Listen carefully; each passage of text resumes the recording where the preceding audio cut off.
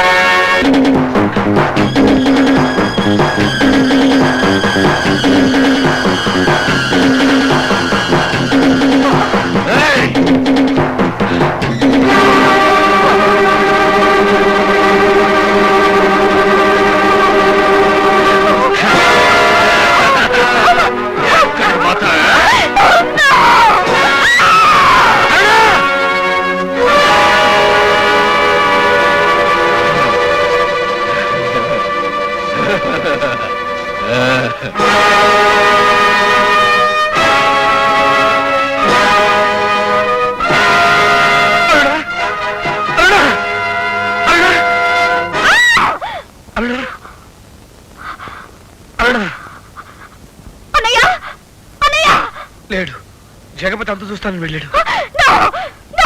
వాడు రాక్షసుడు, వాడు రాక్షసుడు.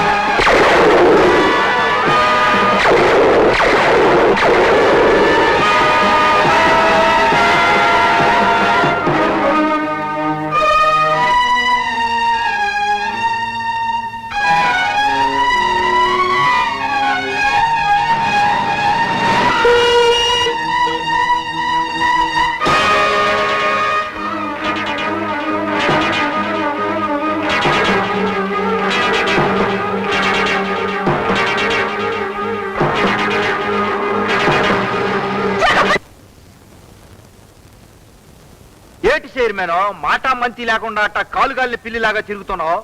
ఆ అరుణ జైలు నుంచి విడుదలైంది. విడుదలైందా? నువ్వు చూసావా? ఇదే గుడివాడ సెంటర్ లో అయితే గుండీలో తీసుకునే సాలే ప్రతాపం. నువ్వు గుండెలు తీసే లోపల అది వచ్చి మన గుండెలు పీకేస్తది. అవును, అది మీసాలున్న ఆడది. చెప్పు చైర్మన్, దాన్ని ఏదో ఒకటి చెయ్యకపోతే నేను ప్రతిపక్షాల్లో చేరిపోతా. ఒక ఆడదానికి భయపడితే మనం ఎందుకు, మన పదవులు ఎందుకు? నాలో ఒక చెడిపోయిన ఎస్ఐ బాగుపడిన రాజకీయ నాయకుడు ఉన్నారు. ఆఫ్టర్ ఆల్ అదెంత శత్రువుల నుండి దేశాన్ని కాపాడిన సిపాయి ప్రాణాలు కాపాడుకోలేని దేశభక్తి మనది. ఒక సైనికుడు చావుకి కారణమైన నీచులు శిక్షించలేకపోగా అధికారాల్ని అప్పగించిన నపుంసక నాగరికత మనది. అందుకనే చంద్రం, ఈ సమాజంలో నాలాగా నష్టపోయిన వారందరినీ తోడు చేసుకున్నాను. మా అందరిది ఒకటే ఆశయం, ఒకటే ఆవేశం. వాడికి ఎదురు తిరగడం, వాడి అంతం చూడ్డం. మళ్ళీ వాడితో గొడవ పెట్టుకోకు, వాడు సామాన్యుడు కాడు. అదిగో ఆ భయమే, ఆ పిరికితనమే వాడికి అధికారాన్ని అప్పగించింది. నువ్వేం మారలేదు అరుణ. పరిస్థితులకు లోబడి జీవితానికి తల వంచిన నీలాంటి వాళ్లే మారతారు చంద్రం. నీకు పెళ్ళైందా? అయింది. పోనీలే, నీకు పెళ్లి చేసుకునే ధైర్యమైనా వచ్చింది. పిల్లలు? ఇద్దరు. ఓసారి మా ఇంటికి రాకూడదు, పిల్లల్ని చూద్దు గాని. ఏ పెళ్ళాన్ని చూపించవా? చూపించడానికే. అది నీలాంటి ధైర్యస్తురాలు కాదు. ఇలా మాటలతో బెదరగొట్టావంటే. అమ్మా, ఈ అమ్మాయిని గుర్తుపెట్టావటే? అరుణ. బాగున్నావా అమ్మా? బానే ఉన్నానమ్మా. మీరెలా ఉన్నారు? నాకేమ్మా వీడి దిగులు తప్ప. నా గురించి నీకెందుకే దిగులు? నేనే పాపాయినా? పాపాయే నయం రా. వయసు పెరగను నడక నేర్చుకుంటుంది. నీకు 40 ఏళ్ళు వచ్చినా ఇంకా పడుతూ లేస్తూనే ఉన్నావు. ఇప్పుడు చూసినా నా వయసు గురించి తప్ప ఇంకేం మాట్లాడదు. అరుణ, మా నాన్నగారి టైంలో కొన్న ఫర్నిచరు మార్చడం ఇష్టం లేక. ఉంటానికి డబ్బులే కాదు. షో, అది నా భార్య జానకి. నమస్కారం అండి. నమస్తే అన్నయ్య. నేను టైపుకు వెళుతున్నాను. వెళ్దాం, టైం వెళ్ళొస్తానండి. అవుతుంది. మంచిది. కూర్చోరునా? రేయ్ బాబు, ఆస్తులు సంపాదించకపోయినా సంతానానికి ఏం కొదవలేదు. వాడంతా నీ పొలికే. నీ పేరేమిటమ్మా? అరుణ. అవును, మా ఆవిడ ఎలా ఉందో చెప్పలేదు. బాగుంది. ఎందుకు నవ్వుతున్నావు? మీ ఆవిడ్ని చూడగానే నాకెంత గంటం తప్పింతోనే తలుచుకొని నవ్వుకుంటున్నాను. ఏమిటలా అన్నావు? అవును, నేను నిన్ను పెళ్లి చేసుకొని ఉంటే పిల్లల్ని కంటూ ఇంటి పని చేస్తూ. అందులో తప్పే ఉంది. ఇల్లాలి లక్షణమే అది. తీసుకోండి. వేడి తీసుకో. వేడిగా ఉంది.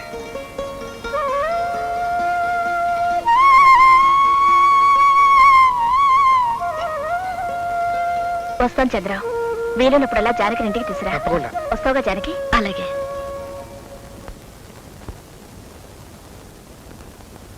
ఏమిటా ఎంతసేపు? నువ్వు పంచర్ వేస్తున్నావా చేస్తున్నావా?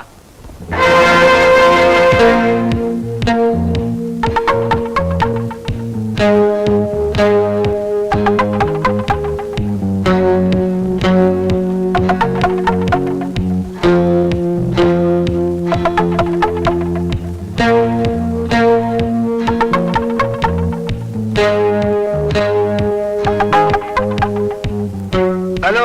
ఓ మీరా? బాగున్నా? కులాసాగా ఉన్నావా? నీ పేరేదో చెప్పావు ఆ రోజు. రాజండి. ఎస్. నీకు ఉద్యోగం దొరికిందా? లేదండి.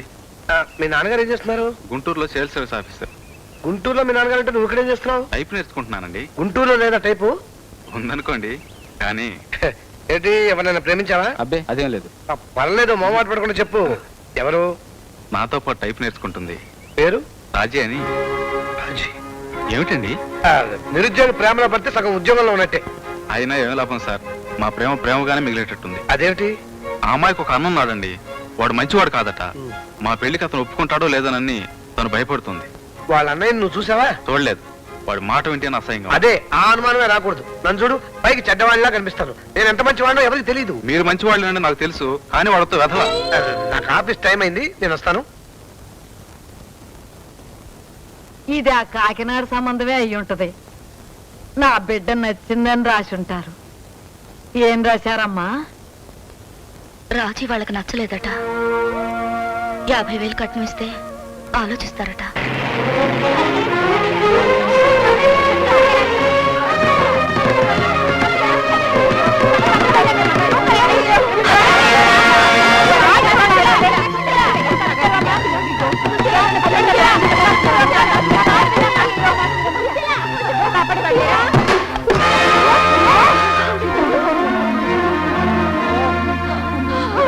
నన్ను ఎందుకు బతికించారు? నేను బతకూడదు. నన్ను చావనివ్వండి. ఎందుకమ్మా ఇందుకే పిరికితను? చావాల్సినంత కష్టం వచ్చింది. ఇంతకన్నా ఏం కష్టం రావాలమ్మా? ఇంట్లో మగవాడున్నా నేను, నా పిల్లలు దిక్కులేని వాళ్ళం అయ్యాం. వచ్చే జీతం అయిన ప్రాంతీలకు ప్యాకెట్లకే చాలడం లేదు. అయితే దానికి చావే పరిష్కారమా? జీవితం సరిపోదనుకుంటే ఎలాగో సర్దుకుని బ్రతకొచ్చు. పైన సంపాదించే పాపిష్టి సంపాదన కూడా వీళ్ళ జలసాలకు చాలక అప్పులు చేస్తూ తిరుగుతున్నారు. రాత్రయ్యేసరికి తాగొచ్చి మమ్మల్ని నరకయాతన పెడుతున్నాడు. ఈ బాధ భరిస్తూ, అప్పుల వాళ్ళు చేసే అవమానాలు భరిస్తూ ఎందుకు బతకాలమ్మా? ఇప్పుడు వాళ్ళతో ఎక్కడున్నారు? థ్యాంక్స్ గురు, నీ పుణ్యాన 2 లక్షల బిల్లు శాంక్షన్ అయింది. అందే గురు, నీ బిల్లు శాంక్షన్ అయితే 2,000 రూపాయలు ఇచ్చావు. 3 రోజుల నుంచి మందు పోయిస్తున్నావు. నీలాంటి పార్టీలు ఉంటే మాలాంటి గుమ్మాస్త బదులు జోహార్. ఎక్కడ వాళ్ళు అక్కడ ఉండండి. మిమ్మల్ని అరెస్ట్ చేస్తున్నాం. ఎందుకు? ఎందుకంటే కనిపిస్తుంటే తప్పు గురు, నువ్వు మాలాడు గుమ్మస్తాగాడివే, రా చేయి తక్కువైంది. ఇదేంటి పోలీస్ స్టేషన్ పోలీసులు తక్కువేరా, మా పిల్లలు తీసుకొచ్చారా? పెళ్ళాలే పోలీసులు అవతారాలు ఎత్తొచ్చారు. పదండి. ఏంటి మర్యాద లేకుండా? Shut up! మర్యాద తెలిస్తే మీ భార్య బిడ్డల్ని పస్తులు పెట్టి ఈ ఎంగిలి కూడుతండ్రు. మర్యాద తెలిస్తే మీ జీవితాన్ని క్లబ్లు పాలు చేసి మీ భార్యల జీవితాన్ని కాల్చుకునే స్థితికి తీసుకురారు. ఎస్ఐ గారు, ఇంకా చూస్తారే? ఈ నీచుల్ని నడి రోడ్లో నడిపించుకుని తీసుకెళ్తే గానీ వీళ్ళకి బుద్ధి రాదు. పోలీసు గారు తప్పిపోయింది, వదిలేండి సార్.